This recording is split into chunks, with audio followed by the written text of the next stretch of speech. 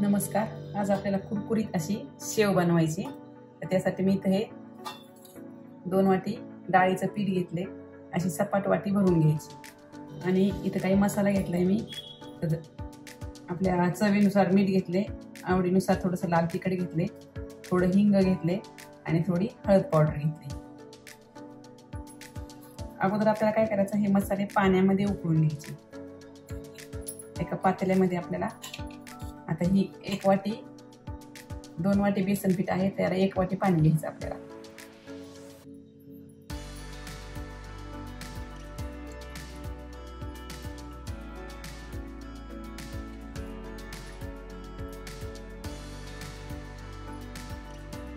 आता ही 1 वाटी बरोबर पाणी घेतलेली आणि यामध्ये हे सगळे मसाले टाकून घ्यायचे.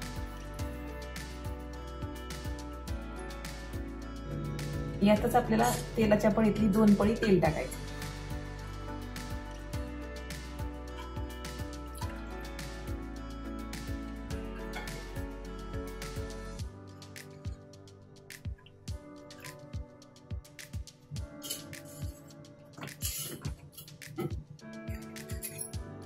हे चांगलं मिक्स करायचं.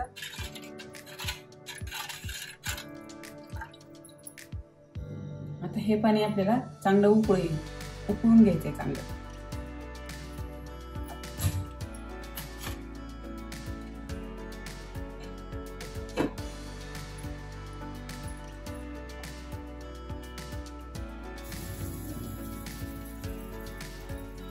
आता या पाण्याला आपली चांगली उकळी आली. आता गॅस बंद करायचा आणि हे पाणी आपल्याला थंड होऊ द्यायचं.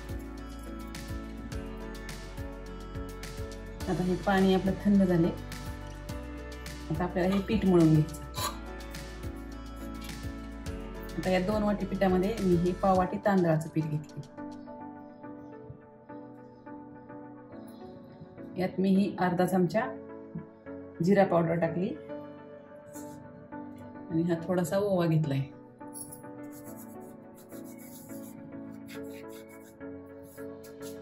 हे मिक्स करून घ्यायचं चांगलं.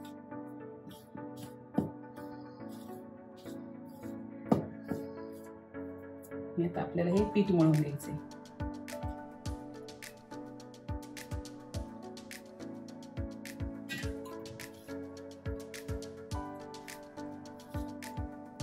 गरज पडली तर आपल्याला थोडंसं डाळीचं पीठ लागू शकतं.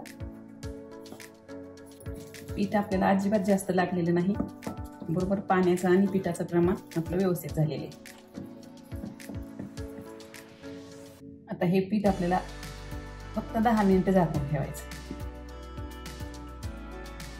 10-15 मिनिटं झालीत. मस्त आपलं हे पीठ भिजलेले.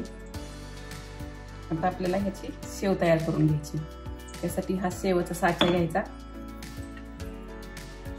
यामध्ये बसल एवढं पीठ घालायचं.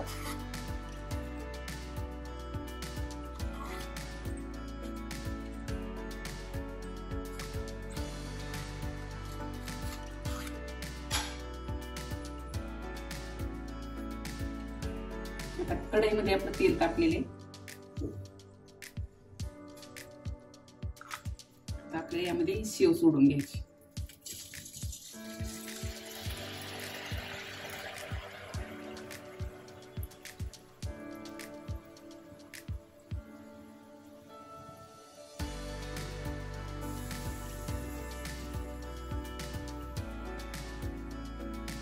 ही एका बाजूने भाजलेले. आता आपल्याला हे पलटून घ्यायची.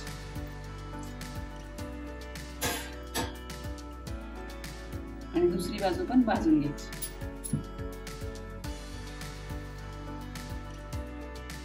आता ही दुसरी बाजू पण आपली मस्त भाजली. आता ही शेव आपल्याला काढून घ्यायची.